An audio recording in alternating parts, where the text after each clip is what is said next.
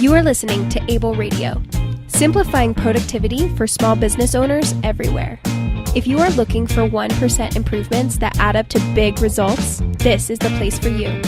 Every week, we learn about simple systems and tools that will help you build the business and life you've always wanted. Now here's your host, Zachary Sexton.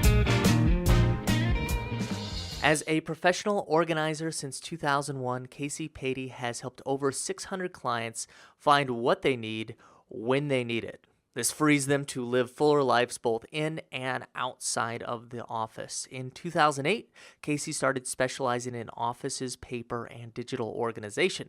She has transformed offices at the World Bank, Ogilvy Public Relations, and various law firms and associations in her hometown of Washington, D.C. That's what Kacy and I are chatting about today.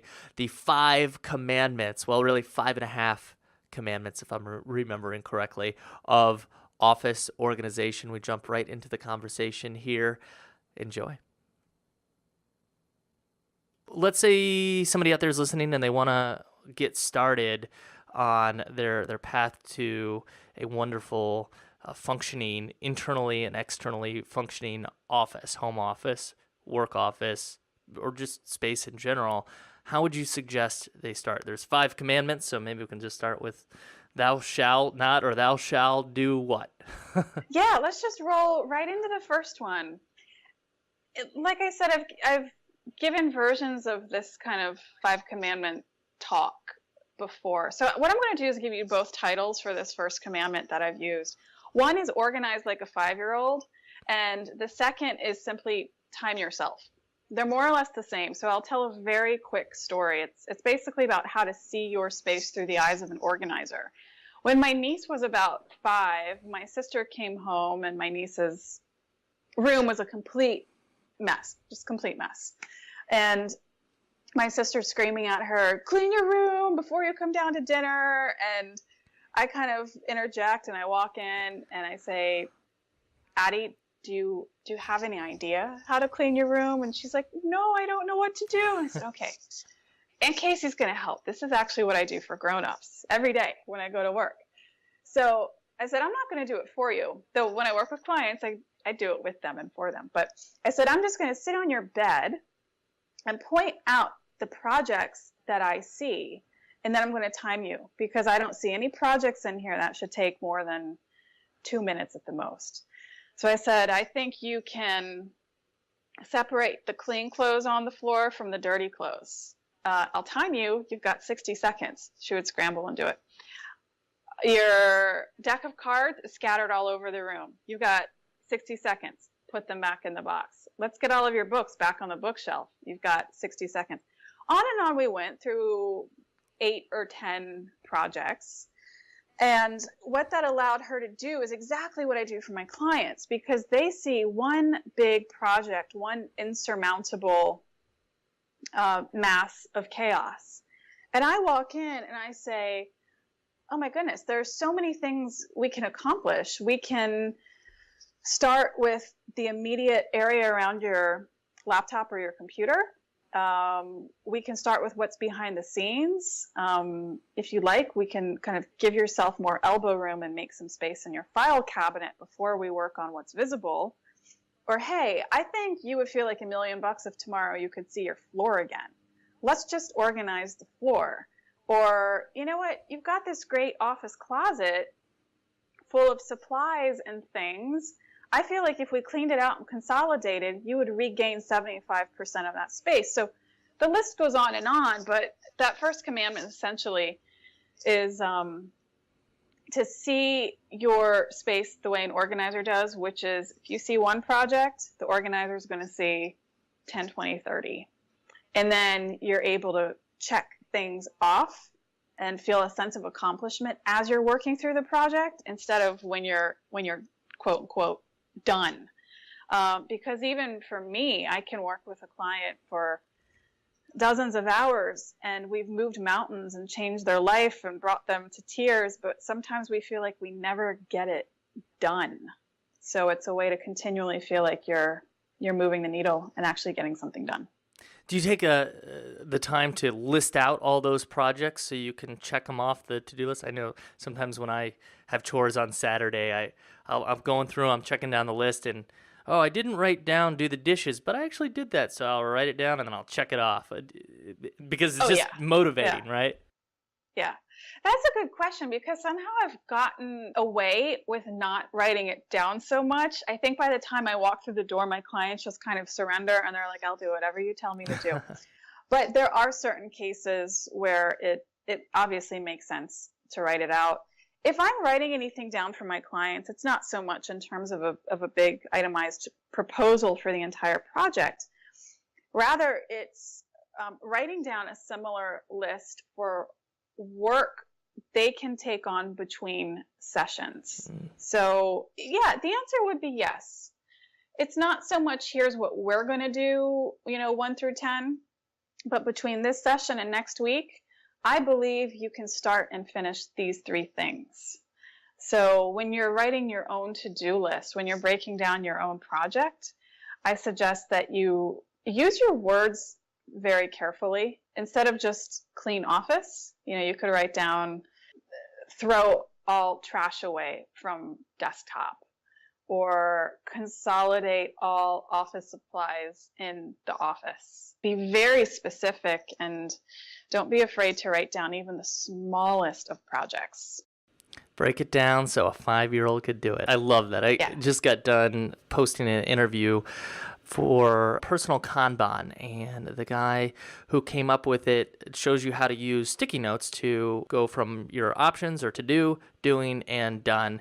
And I've been experimenting with that method because I've got my digital to-do list, but I was like, let's just try it out. Let's see how this physical one works. And I love it, and I think part of the reason why I love it is because the Post-it note's so small that you can't really write anything all that big on it. If you did, I would start to recognize like, oh, that seems like a huge project that should be 3 or 4 sticky notes. And then when you move it to the done pile, it's very satisfying. So I love that the break it down, treat yourself like a 5-year-old, time it, do whatever you need to do. That's something that happened recently with my fiance Nikita and I don't know what it was, but we were just like spring cleaning now. When we said, hey, Alexa, set a timer for 25 minutes. And we just started running around and just getting rid of all these clothes that we didn't want to use, and ended up cleaning out a closet. We did go over, I think it was like 45 minutes, but I was shocked at how much got pushed out the door just by making it a little bit more fun, like a 5-year-old, and setting a timer on yourself. I love that. A theme that's been coming up in my conversations with clients a lot lately is around maintenance, and I'm really encouraging people to just pay attention to when the mood strikes. It's kind of nebulous advice, but what I know works pretty much only in theory and not so much in practice is scheduling time to organize. I hate saying that because I don't really have a better idea, but at least amongst my clients, they want to maintain and they don't know how. And different maintenance assignments come for different clients and from different projects. But like you just said, the mood struck maybe out of thin air and we just ran with it, and the Pomodoro timer went off at 25 minutes and we had more steam. I think it's great that you kept barreling through it, because I want office organizing and any organizing project to feel good as it can throughout.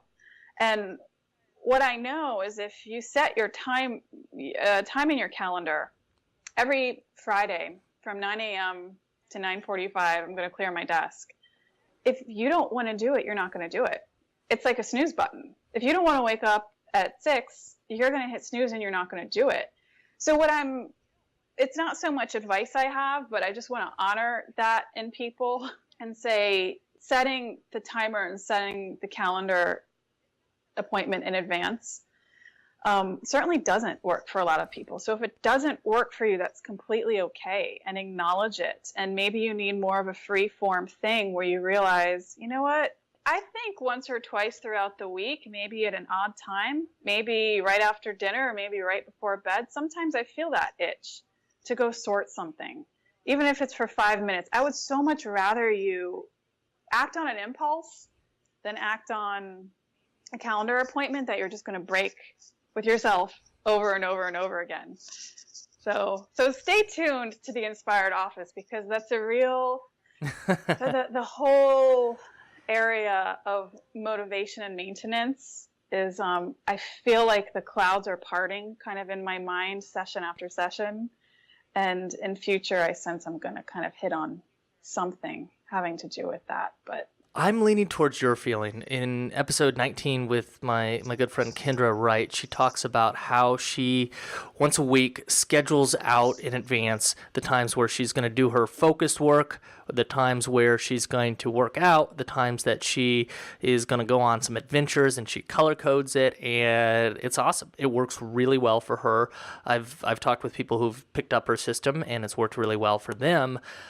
I don't work that way. I will ignore that calendar appointment. And I've tried and tried. I can set habits. I can set rituals where, okay, I wake up in the morning and after this trigger, I work on this type of work. But the exact thing, unless there is absolute urgency on that project, and often organizing your office, there's really not much urgency on that project, then it's just whatever I feel like. And that's part of the reason, just going back to that personal Kanban system, that I like about it is I take all the things that I'd like to get done for the week, write them all up on sticky notes, put them in my options pile, and then I wake up and I look and it's like, oh, okay, yeah, I want to write that article, or I want to finish up that podcast, or, oh yeah, this time seems perfect for organizing, or I should catch up on emails. Whatever, I've got a plan for the week, but my energy and my feeling around when I'm going to do something changes every day.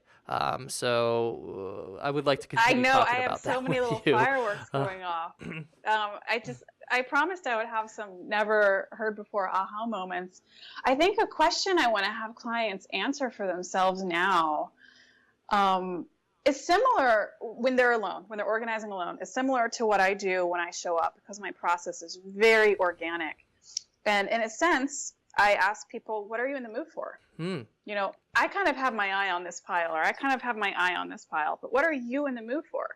So just to give people the freedom to walk into their office and say, what am I in the mood for? One day you're going to say, I just want to throw it all out. Okay, well then you're going to purge today. Or one day you're going to walk in your office and say, what am I in the mood for? I just want to make my receipts go away. Well, then just do something with your receipts. Put them in a holding place. So I think there are some great lessons in, like you mentioned, the options area. See what the projects are, and then pick and choose based on where you're at.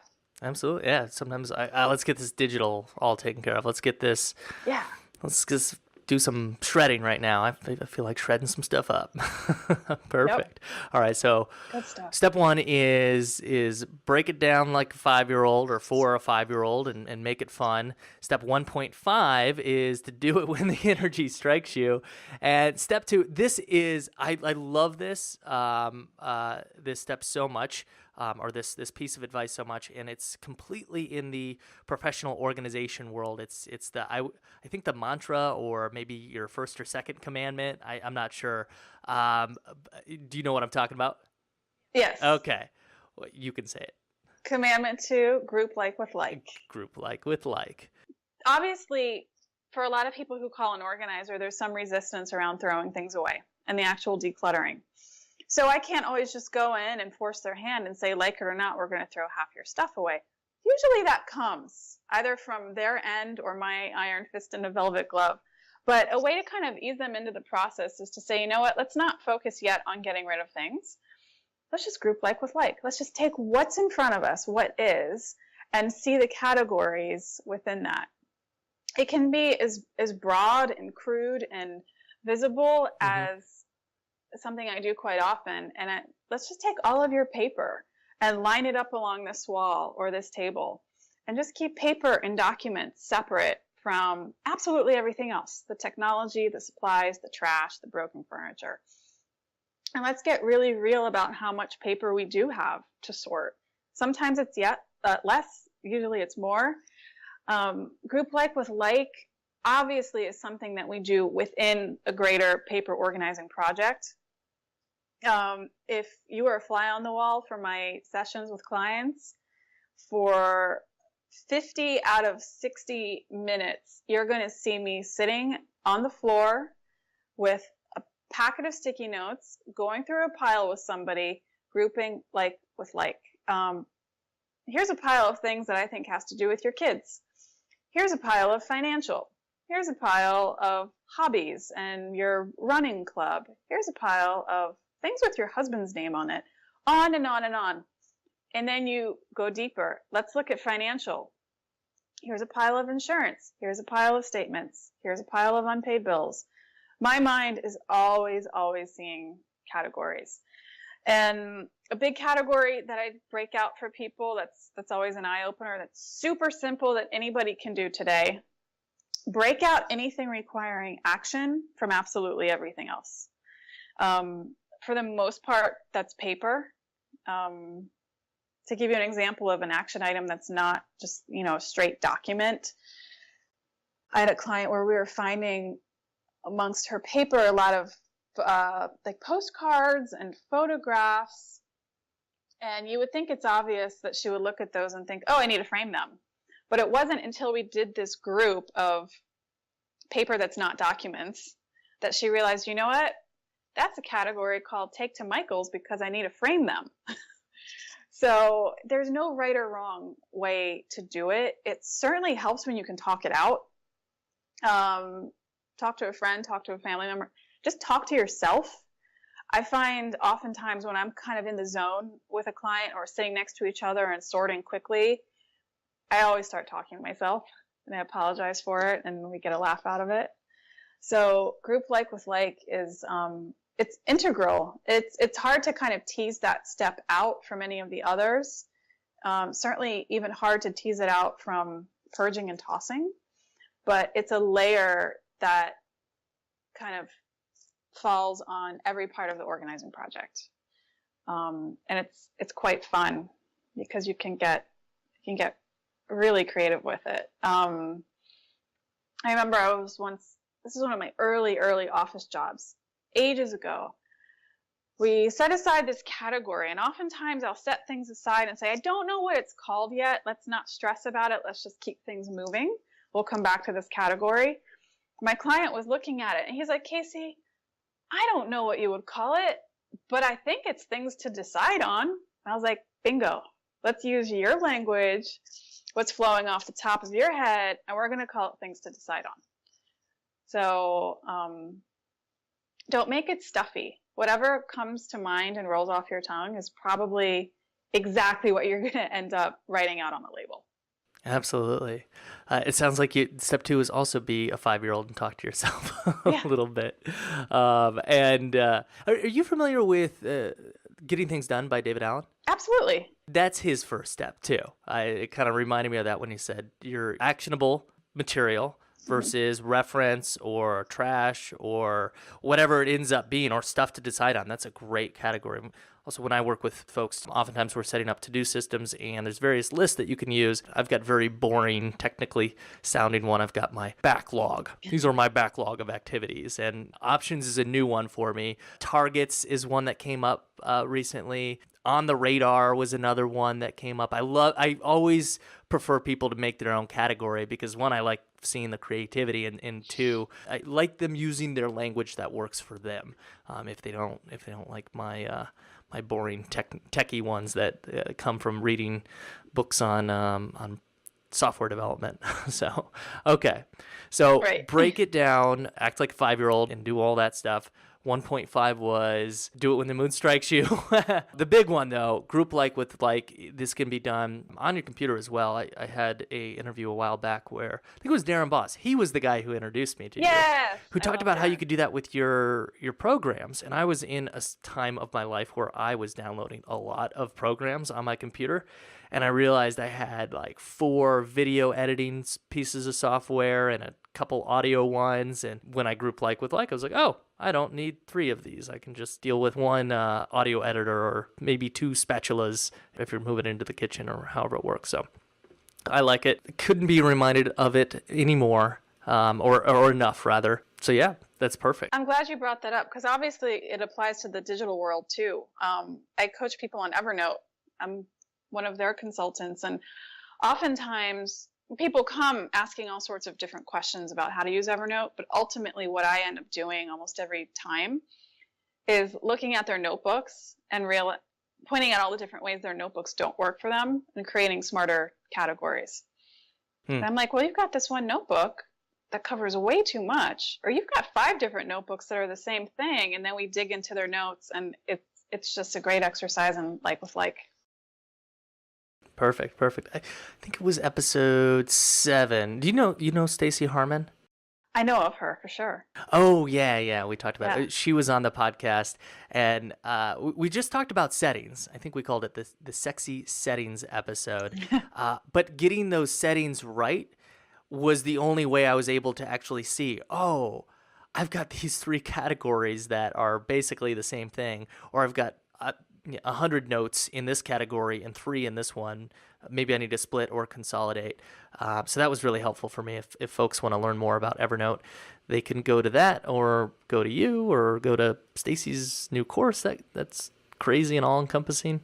So that's great. Yeah, the Evernote is a very powerful tool, and I feel like what most people say, I scratch the surface of it. But what I use is actually very helpful. Okay. Cool. Well, let's move on. Let's keep on. We've got 5. Yes. We've created a half a 1. Number 3 is keep your active projects visible. Absolutely. So like I mentioned in grouping like with like, big question I ask is does this require action? Is there anything you need to do here? So of course, in order to really maximize this step, you have to see in front of you what is actionable, what does require your action. In some cases, it's as visible as an inbox. That I've seen inboxes that once were 2 feet tall and they've toppled, and now they're spreading onto the floor and onto the desk. And then, of course, you can assume everything that's within 20 inches of their laptop is, for the most part, highly visible and actionable. So one thing I'm able to do that I encourage people to do if they can is kind of work in your office with blinders on. And if you can shut out everything around you that doesn't require your attention, and you have a laser focus, laser beam on everything that does require your action, so that's a very satisfying, deeply satisfying place to start within the office. So to take that a step further, let's say you have this, hypothetical neat pile in front of you. I've done like with like. I have a pile of things that require my action. Everything else I've let fall by the wayside. Then what? How do you store things so that they are, this will be a teaser in a step 4.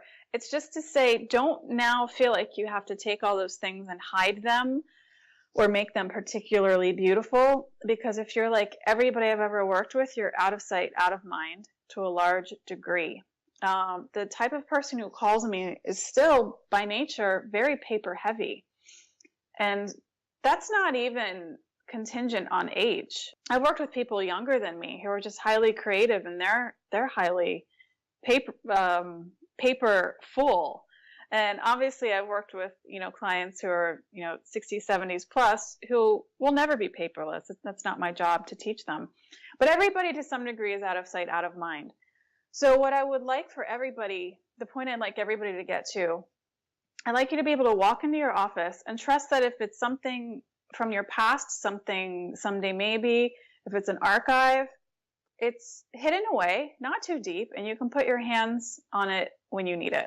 But for everything that requires your action, it's high touch, it's highly visible, it's in front of you, it's in great proximity.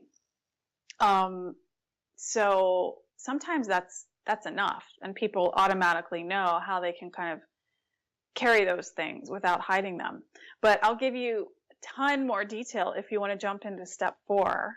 I'll put this in the show notes because this one in particular, because it's visible and we are mostly audio, although we are recording the video of this. You have some pictures where you show open containers that you put on the shelf, and there's one really neat one where you've got clipboards on the wall. It looks like 9 clipboards for looks like various projects that people can pull on the wall, or some of those standing folder. You would probably know the word for it.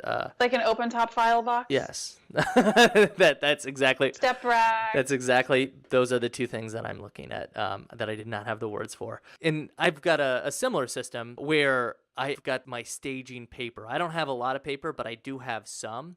And having that vertical rack to really remind me, okay, there it is. I can grab it when I need it. And also, frankly, sometimes just to remind me to do the thing that I wanted to do is super helpful, in addition to my in-basket, which is just for papers that need to be processed, usually just scanned into Evernote, or mail that needs to be opened, bills that need to be paid, and what little paper I allow into my life goes there and then gets thrown in a recycle bin. And I actually really like having this monster of a recycle bin, because then I don't get scared that, ooh, shoot, I shouldn't have thrown that receipt out or that bill out. Did I actually scan it? Because it takes about a month or 2 to fill up. So I know I have at least 6 weeks of backlog paper that I could look through if I accidentally messed anything up. So I know that's been helpful for me. We'll make sure some of your very nice looking pictures get in the show notes, because I think that would help folks out. So you're saying, we already hinted at this. Step number 4, at least in my list that you gave me, is create smart to-do piles. What do you mean by that? Your goal needn't be to have a completely clear surface. It's to find what you need when you need it. You're allowed to kind of recover your surfaces very mindfully. So for some people, it's fine to just clear everything, do all of the heavy lifting. So what's left next to their computer is just a small pile of to-dos. For the majority of my clients, however, once we get down to just the to-dos, we realize that they carry in their head, so obviously you know this, so much. And in fact, a lot of that in a messy office is represented somewhere on the paper. What you want are these kind of environmental triggers that support you getting done what you need to get done. And that means being able to put your hands on that printout from your doctor reminding you to make that appointment, to put your hand on that invitation that reminds you that you have to go buy the gift, to put your hand on that receipt that reminds you that you have to go make the return. So this is where we get into another group like with like, and that's with laser focus just on your to-dos. So this is where I'm kind of borrowing from David Allen, Getting Things Done, a little bit, and that's encouraging people to see the context within their to-dos. I try to I heavily discourage people from having folders, categories, boxes that are just called to do, because people who are highly challenged with collecting so much around to-dos can't handle that. It's simply too much. It's going to be a category that's way too thick. But with every to-do category, I can go through and realize together with them, you know, these are calls to make. These are things that you do at your computer. These are things you do at the internet. An example of at computer versus internet is maybe they're updating kind of an old-fashioned mailing list, right? And we've got envelopes with return addresses on them. That's something you can do at the computer, but you don't need internet access. You can go seconds without the internet? What's going on? I know. For some people, they can, believe it or not. And then, of course, you know, highly specialized categories like medical. If they're kind of cleaning up a big medical mess, you may need a category that's just medical to-dos. What does that look like? Do you have different boxes or an envelope, or I'm sure it varies on the person in the space. Yeah, it's a couple different things. So some people can get away with 3 or 4 to-do categories. Other people have a dozen or more. I really love open top file boxes. For those of you who are just simply listening, they're nothing fancy at all. It's something I buy from Amazon. They're actually linked on my site. Click on tools you'll need, and I have kind of this Amazon shopping list. For example, I had a client, very representative of a lot of my clients. So this is a good short little case study. She was a busy mom of 4, COO of a very small company. She was in school getting a graduate degree, obviously tons of household and personal stuff. She had 4 open top file boxes on her desk, one for each of those major life categories. And that's not where she put anything long term that she would keep forever as a record. Everything in there was a to-do, something that she had to return to, something that she had to act on.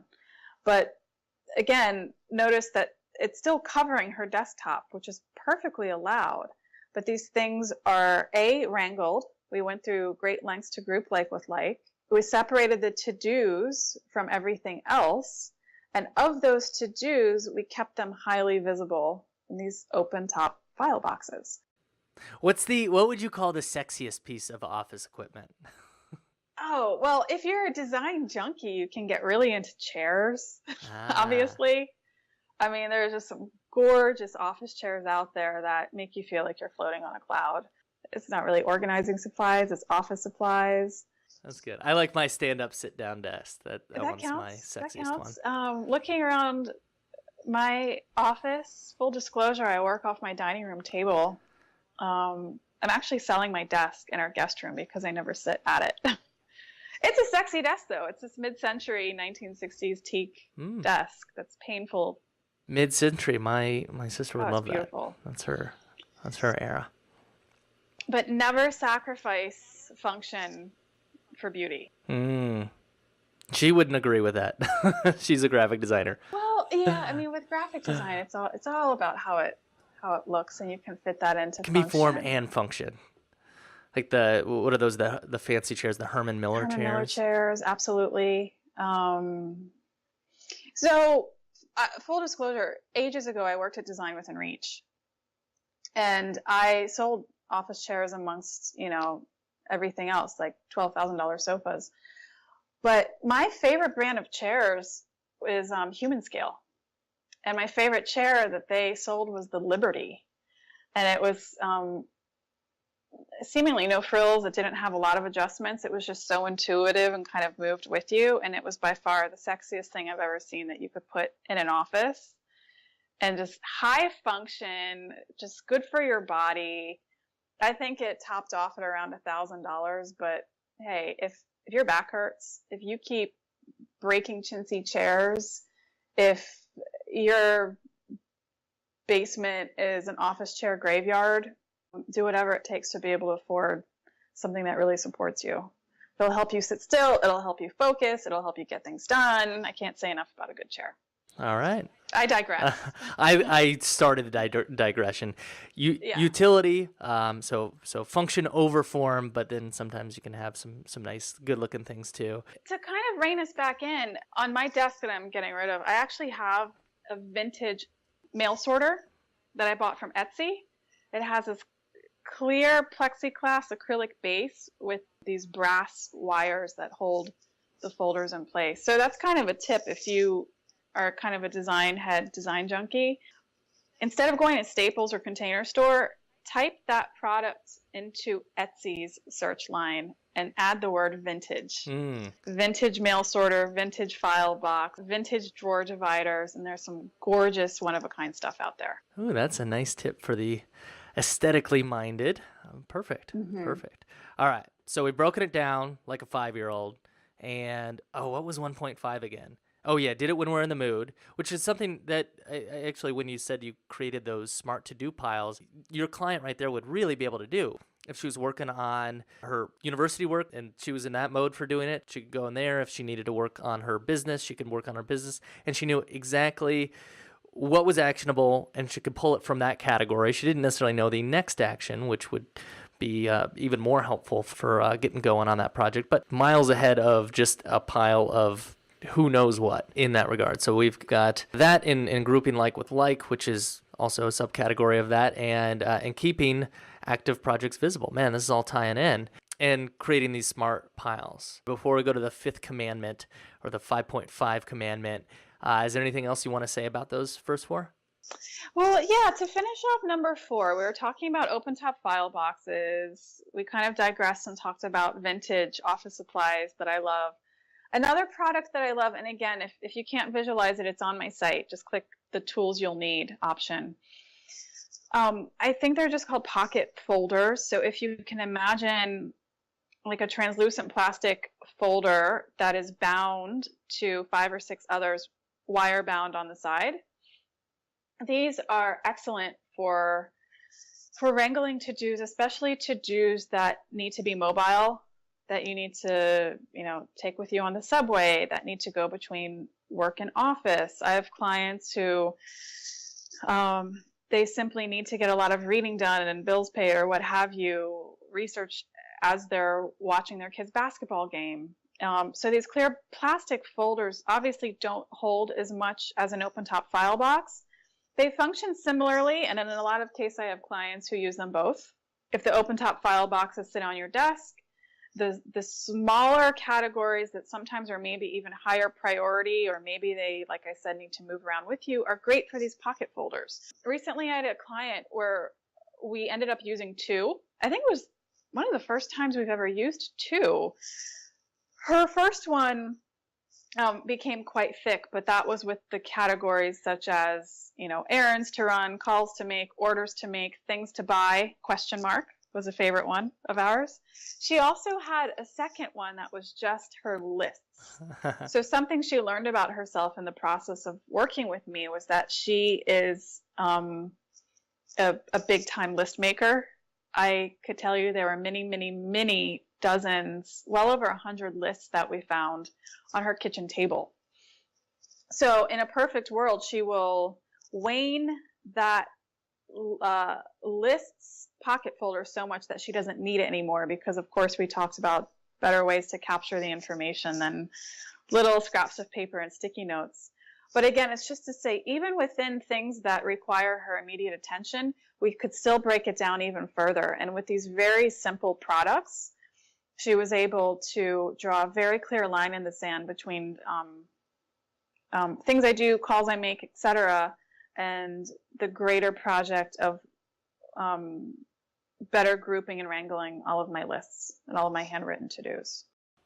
I like that as a staging ground. I actually have a good friend who started listening to the show. She's not an entrepreneur, but she was struggling with getting things done. Well, no, I take that back. She sells stuff on eBay. She's an entrepreneur. So hi, Jamie, if you're out there listening. And she had that same issue where had lots and lots of lists. And my suggestion was probably what your eventual suggestion would be, is consolidating and organizing that into an overall system that you can pull the things that need to be pulled at the times that they need to be done. But I love that as a step in between, is taking all those lists that you created, they're already there, they're already written, maybe there's some duplication, that's all right, and throwing them into a folder that you can then just take around with you wherever you go. It's mobile. Those folders, you can see through them, so it'll remind you that it's there. What I use are those manila envelopes. When I travel, one or two I bring with me with some stuff that I either want to read or Yes. take action on. It's easy to just not know what's in there. So that, and then there's a nice little folder bit to it, so it won't fall out in my backpack, which happened this last trip that I was on. So that is super smart to do, Pa. And it's a product I actually use myself. I have been preaching its virtues for years and years and years, and I've watched these pocket files clean up dozens of offices. And Zach, it was only, maybe you can relate, but this was only within the last 3 or 4 months where I was like, I wonder if it would be helpful if I started doing that. So then I ordered one for myself. And actually, because I work at my dining table, I always have, 4 or 5 pieces of paper lying around. And it really helps me to properly clean up at the end of the day. I can put them into certain very loose categories I have in my pocket folder too. Eating your own dog food. I like it. Yeah. I do all the time. I realize I'll say something. I'll be like, am I doing that right now? Right. Maybe I ought to be doing that. Perfect. Break it down, group with keep active projects visible, create those smart to-do lists, and then declare your office a no blank zone. So fill in this blank however you want, but it's sometimes I call it, what will you ban from your office? What is blacklisted? Again, this is extremely helpful for people whose main struggle is getting rid of things, purging, letting go of things. So I can take a million different approaches for a million different people to kind of get them to let go of their grip on the things they don't need. But this is one really fun way. So it can be declare your office a no broken items zone. Declare your office a no wires that I don't know what they go to zone. Declare your office a no miscellaneous folders zone. Declare your office a no pens that don't work zone. I mean, these are very like... Oh, yeah. I break pins that don't work. Yeah, just because they're never coming back in my world. People will chuckle over this, I hope, but I'm married. Been married for less than a year, but when my then fiance moved in, I noticed this influx of what I call unapproved pens, because I am an incredible pen snob. I don't know how many of you will be watching this, but just the pen that's lying around on my table right now is this gorgeous gold cross pen that I picked up from an estate sale for like $6. But I only have the most beautiful pens and pencils. And he started bringing home Bics and like really cheesy branded pens that didn't work. That were Man, you say that like a 4-letter word. It Bics. is. Can you believe I can get away with... I go to the kitchen and there's an unapproved pen. And I'm like, Nick, how did this unapproved pen get in here? So you could say my life is a no unapproved pens zone. It seems like you need a smart pile for that. It's like you can keep your trashy pins here over there in that circular file, aka trash can, and I'll keep my nice ones over here. They're allowed in the car. My car right. has like 5 or 6 unapproved pens in there right now. So you name it. Declare your office a no blank zone. It can be very item specific, product specific. It can, such as no kitchen utensils. When I'm working like in downtown DC offices where I live, you've got these people are complaining about no space, and you open a desk drawer that has, I'm not kidding you, like 50 plastic forks. And I'm like, how about we take these to the kitchen and use this drawer for these other extremely important things that you need to store. But as far as, paper and documents go, like, declare your office a no unpaid bills zone. Declare your office a no things I've been telling myself I'll get to for the last 6 months and haven't zone. Like, get just really funny and real and hilarious about this. And with this, absolutely, it helps to write it down. And sometimes, at least when I'm wrapping this what will you ban piece into workshops, I actually have people take 3 or 4 minutes, and I say, sit down and write out 5 things you will never allow in your office again. And really hilarious and really useful things start flowing. I want to ask, but then I don't want to have to turn this podcast to explicit, what some of the better ones were. But we don't have to go there if we don't want. But yeah, I see this list too that you sent me. I think my favorite's broken electronics, but dead plants, that's another good one. And then you said periodicals after a certain date was one. And I actually just got done reading another book on organizations, was more minimalist focused, which I know you do a minimalist series on your podcast, so we'll have to put that in there. But a friend of mine, Kathy Vines, just got done writing a book, and it's probably getting towards being on Amazon soon. And one technique that I really appreciated was setting due dates for paper. And I'd never thought of that before. We were organizing my bookshelf, and that's one area. Some people are clothes, and some people are kitchen utensils, and books are a bit mine. I have a hard time parting with books. You're not alone. First, organize like with like, duh, because all professional organizers, if you don't preach that, you're not a professional. So that was first. So it's like, okay, I do have a number of books on this category. Maybe I can cull some of those. But then those I should read books, put those there and slap a sticky note with a date. And if it doesn't get read, it goes. And if it does get read, maybe it still goes, but I like that. I'm excited to have her on too, because we got very clear, and you touched on this, but we didn't go deep on the emotional aspects to getting rid of stuff. And as somebody who loves to have less, I can't relate as much, but I know for so many people there is a big emotional piece to that we didn't have time to get to, but we did get a lot of actionable stuff, especially if people aren't in that emotional state. They don't have any strong memories tied to that pile of receipts. They just would like it out of their world. I think all of the tips that you brought up are going to be more than helpful. I'll be sure to put that list in the show notes so people can kind of review real quickly. So thank you. I appreciate you coming on. You're welcome. I've got a couple of the last questions that I like to ask all my guests, and you were my guinea pig on my guest prep list, so you actually know about these in advance. The first one is, what is your most influential book and why? Sure. So I did see that question yesterday, and I mulled some things over, and this morning when I woke up, it came to me. I'm like, why didn't I think of Think and Grow Rich? Oh, old school.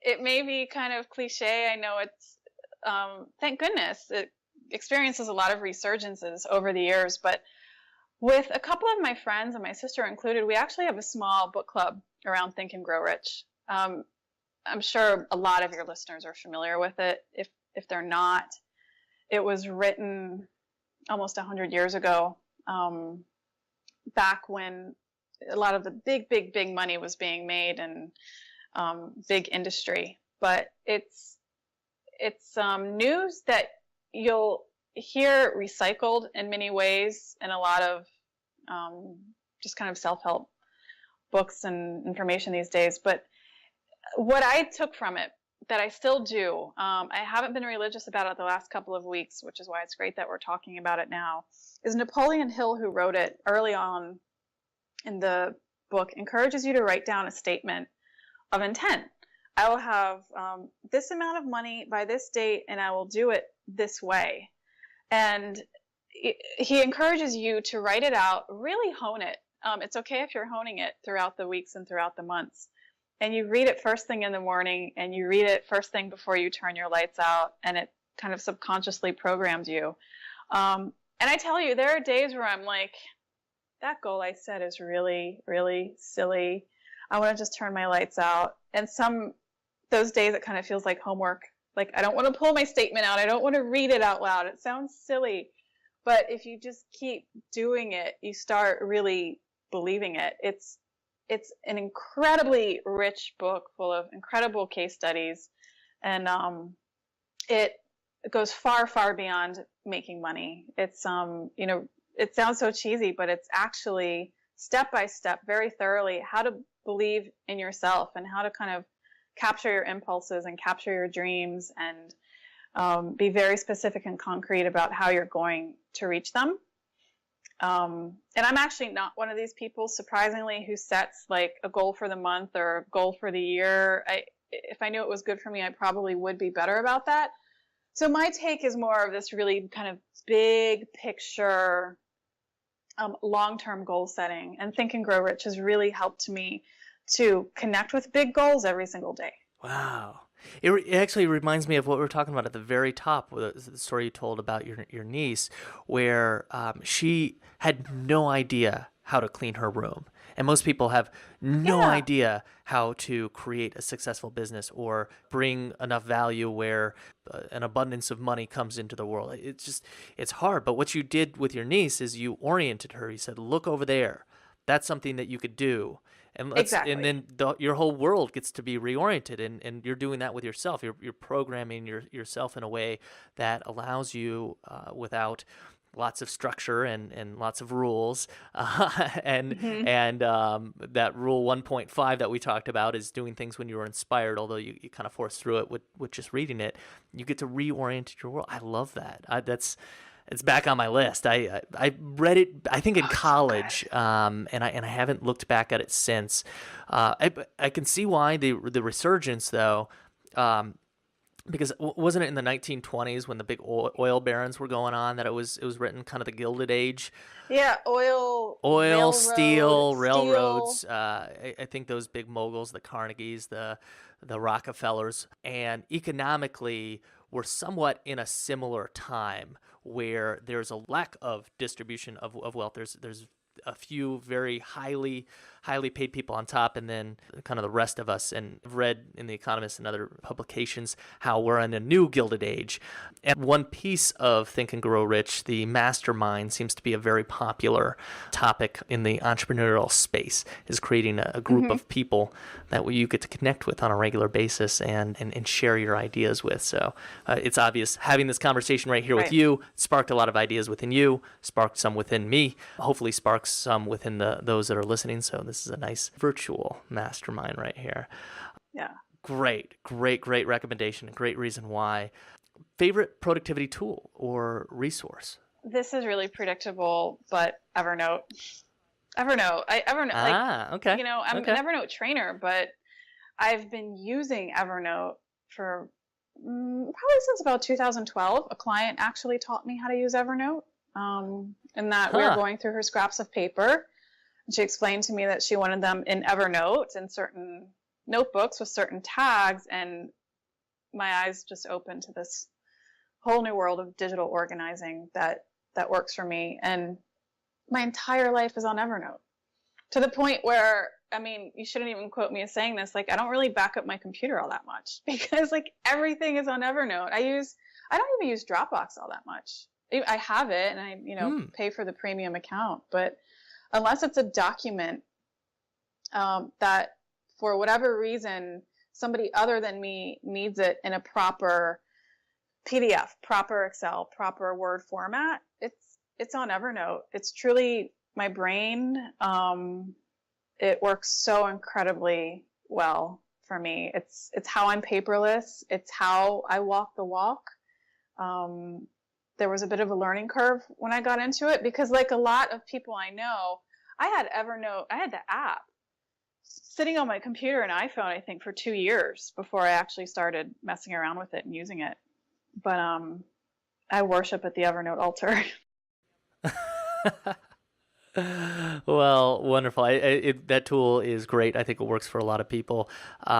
Just an encouragement to go over to theinspiredoffice.com and sign up for your newsletter is you can see some of the Evernote notes that you've created. I don't know if you remember recently you sent out one with all your yearbook pictures.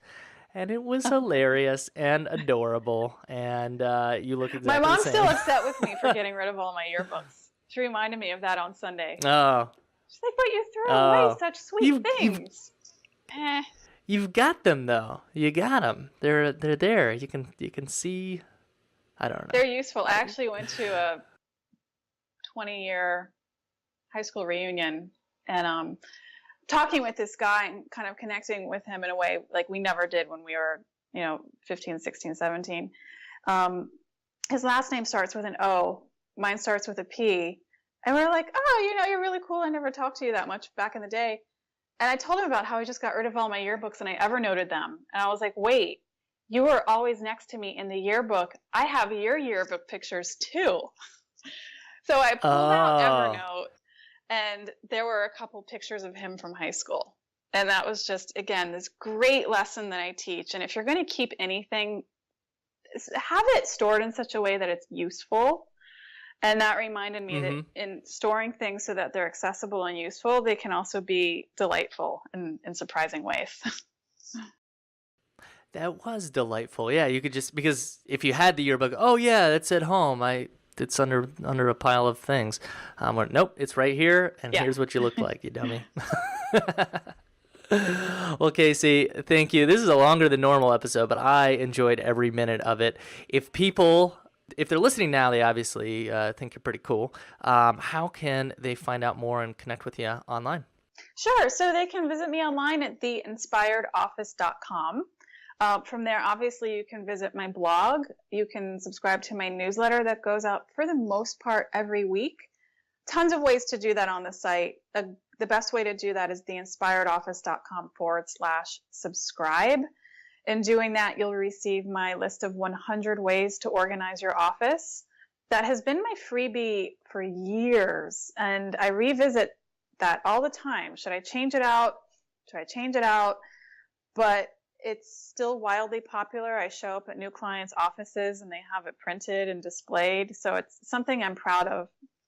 And I have an ebook that You can buy on Kindle or you can buy on my site. It's $4.99. It's depending on your format, it's maybe 70 pages, give or take. And it's The Inspired Office, Organize Your Life One Paper at a Time, which reviews a lot of what we went over and much more in greater depth and with more pictures. So yeah.